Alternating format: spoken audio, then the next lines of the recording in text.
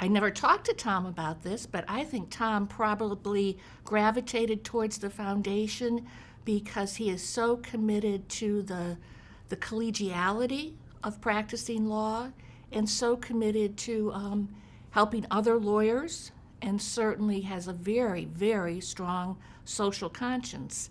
And that's what the foundation does for the Bar Association. It kind of takes that piece, that component that's our social conscience, and does good works with it. And that's so Tom. I think Tom was particularly interested in serving the Columbus Bar Foundation because it involves the legal community. And he has been a lawyer from 1970 on, and it really is his passion in life.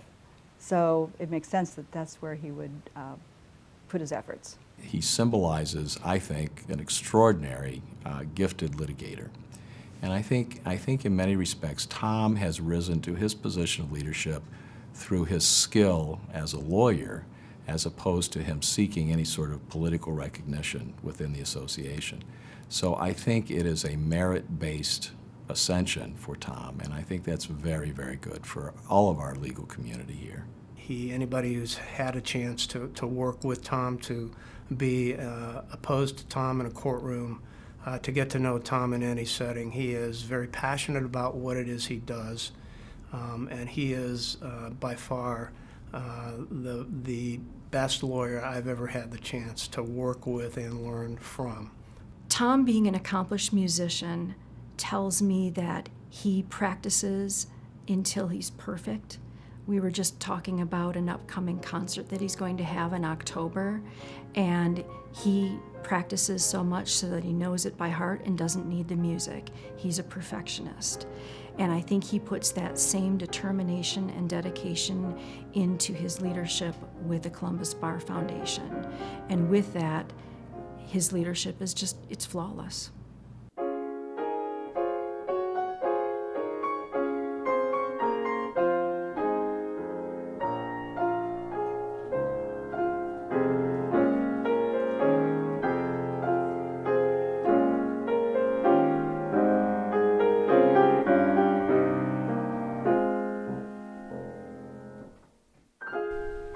I tell you, the most rewarding part about being involved with the Bar Foundation and being the president of it especially is to see what our money and what our efforts do.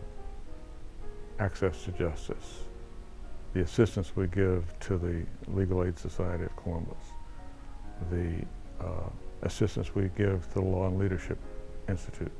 If you see those kids, Mahatma Gandhi said, if we're going to save the world, we have to first begin with the kids, with the children. I've never seen anybody work harder or prepare more in cases, or be it his piano, be it his golf game. And I'm sure everyone who sat around the foundation board with him during his term on the board and then watching him as president would have the same view. You know, when Tom joins a board or gets involved in an activity, he goes 100%. So Tom would not ever have been the kind of board member who is content just to let somebody else do the leadership. Tom, if he's involved, he steps up and he becomes the leader. It's very rare, at least in my life, that you could say that those folks that you've been entitled to serve, it's been an honor to serve them, and it has been an honor to serve with Tom and as Tom's assistant for the last few years. I think because Tom is so well respected in the legal community, and sort of like E.F. Hutton, when Tom Hill speaks, people really want to listen to what he has to say, and what he has to say is important, and it is promoting access to justice. I'm going to tell you I'm not going to miss much because I'm going to stay involved. I'll be the immediate past president next year. I'll stay involved that way. After that's done, I want to stay involved, stay supporting, continue with the efforts to let people know what the Columbus Bar Foundation does. It is one of the most important things we can do as lawyers, is help folks get access to justice. So I'm going to stay involved. So I'll miss not much.